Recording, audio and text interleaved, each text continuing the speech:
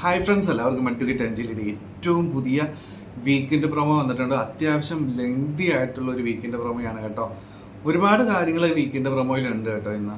അപ്പോൾ നമുക്ക് കുറച്ച് ടെൻഷൻ ഉണ്ടാക്കുന്ന ചില കാര്യങ്ങളുണ്ട്, കുറച്ച് സസ്പെൻസുകളുണ്ട്, അതുപോലെ തന്നെ നമുക്ക് സന്തോഷം തോന്നുന്ന ഞാൻ ഏറ്റവും കൂടുതൽ ആഗ്രഹിച്ച ഒരു കാര്യമുണ്ട് കേട്ടോ. കുറച്ച് ദിവസങ്ങളായിട്ട് നമ്മൾ എപ്പിസോഡുകൾ കണ്ടുകൊണ്ടിരിക്കുമ്പോൾ ഞാൻ ഏറ്റവും കൂടുതൽ ആഗ്രഹിച്ച ഒരു കാര്യം ഇന്ന് വന്ന വീക്കിൻ്റെ പ്രൊമോയിലുണ്ട്. ആ ഒരു സംഭവം എന്താണെന്ന് ഞാൻ നിങ്ങളോട് പറയാം. വളരെ ഇമ്പോർട്ടൻ്റ് ആണ് കേട്ടോ. അപ്പോൾ ഈ വീഡിയോ അവസാനം വരെ കാണുക. എന്താണെങ്കിലും ഇന്നത്തെ എപ്പിസോഡ് നിങ്ങളെല്ലാവരും കണ്ട് കാണുമെന്ന് പ്രതീക്ഷിക്കുകയാണ് കേട്ടോ.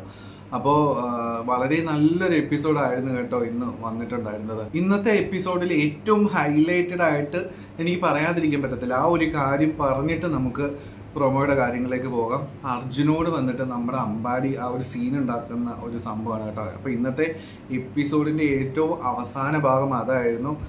അർജുനോട് കട്ട കലിപ്പിലാണ് അമ്പാടി ഉള്ളത്. ഇവിടെ അഞ്ജലി എവിടെ അർജുന്?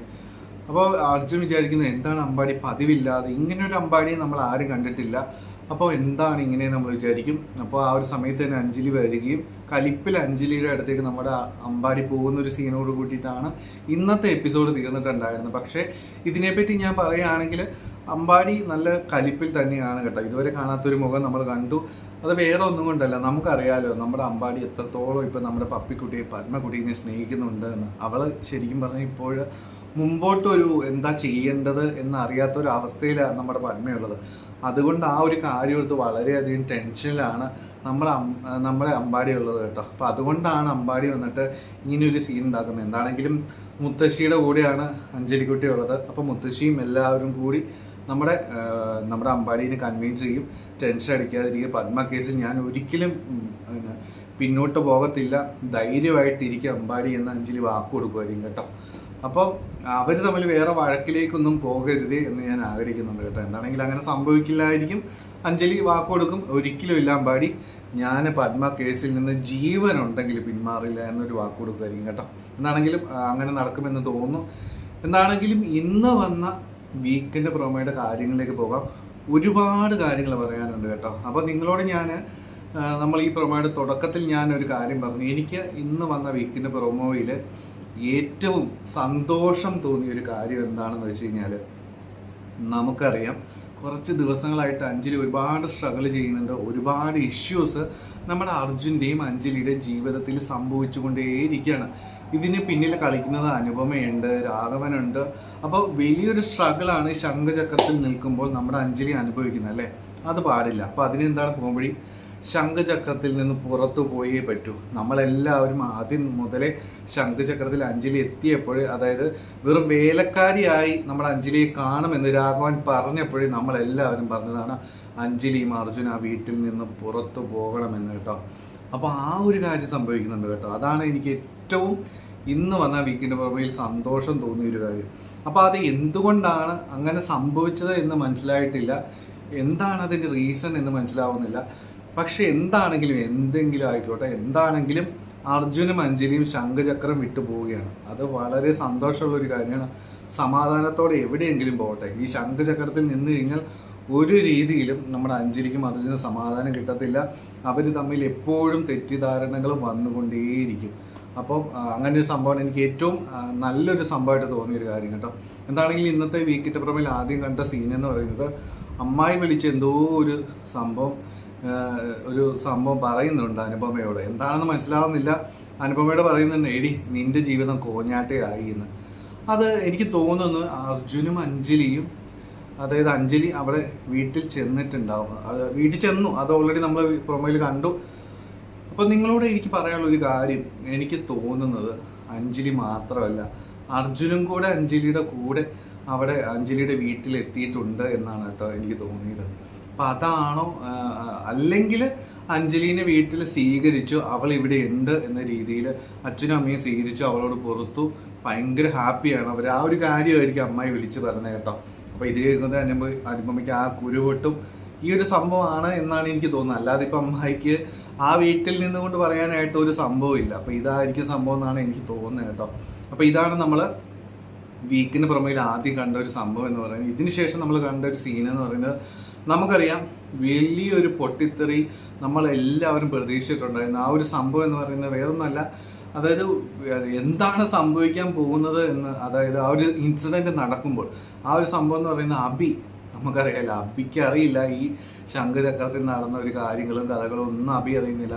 അബി ഒരു ടൂർ എന്ന് പറഞ്ഞ് എങ്ങോട്ടോ പോയേക്കാണ് കേട്ടോ. അപ്പോൾ എനിക്കൊന്ന് അബി വന്നു കഴിയുമ്പോൾ ആ ഒരു സമയത്ത് നമ്മുടെ അഞ്ജലിക്കുട്ടി അവിടെ ഇല്ല, പുറത്തെവിടെ പോയിരിക്കുകയാണ്. ഓട്ടോയിൽ വന്ന് ഇറങ്ങുന്ന ഒരു സീനാണ്. എനിക്കൊന്ന് കോടതിയിൽ പോയിട്ടായിരിക്കും വരുന്നുണ്ടാവുക.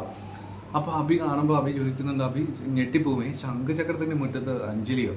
അങ്ങനെ അബി പുറത്തേക്ക് ഇറങ്ങി വന്ന് അഞ്ജലി ചോദിക്കുന്നു, അഞ്ജലി നീ എന്താ ഇവിടെ, നിനക്കെന്താ ഇവിടെ കാര്യം എന്ന് ചോദിക്കും. അനുപമ അപ്പോൾ വരുന്നുണ്ട്, അവളുടെ ഭർത്താവിനെ കാണാനാണ് വന്നതെന്ന്. അപ്പോഴാണ് അബി കാര്യങ്ങളും കഥകളെല്ലാം അറിയാനായിട്ട് പോകുന്നത്. അപ്പോഴവിടെ എന്ത് സംഭവിക്കുമെന്ന് ഞാനിങ്ങനെ ആലോചിക്കുകയാണ് കേട്ടോ. അപ്പം ഇതിന് ശേഷം നമ്മൾ കാണുന്ന സീൻ എന്ന് പറയുന്നത്, പിന്നീട് പുറമേൽ കാട്ടിയ സീൻ എന്ന് പറയുന്നത്, എന്തോ ഒരു വലിയൊരു ഇഷ്യൂ നടന്നിട്ടുണ്ട് ശംഖുചക്രത്തിൽ. അർജുൻ എന്തോ ഒരു കാര്യം ചെയ്തിട്ടുണ്ട്. എനിക്ക് തോന്നുന്നു ഒരു പക്ഷേ അഞ്ജലിനെ കോടതിയിലേക്ക് എത്തിച്ചതാണോ, അങ്ങനെ എന്തോ ഒരു സംഭവം നടന്നിട്ടുണ്ട്. രാഘവനുണ്ണിക്ക് ഇഷ്ടപ്പെടാത്ത ഒരു സംഭവം. അപ്പോൾ രാഘവനുണ്ണി പൊട്ടിത്തെറിക്കുകയാണ് നമ്മുടെ അർജുനോട്, നീ ഇവിടെ നിറയ്ക്കോ, എനിക്ക് നിന്റെ മുഖം ഇനി കാണണ്ടെന്ന് പറയാണ്. അപ്പോൾ അർജുൻ ഇറങ്ങിയാണ് കേട്ടോ, ഭാഗമെല്ലാം എടുത്ത് സംഭവങ്ങളെല്ലാം എടുത്ത് ഇറങ്ങിയാണ്.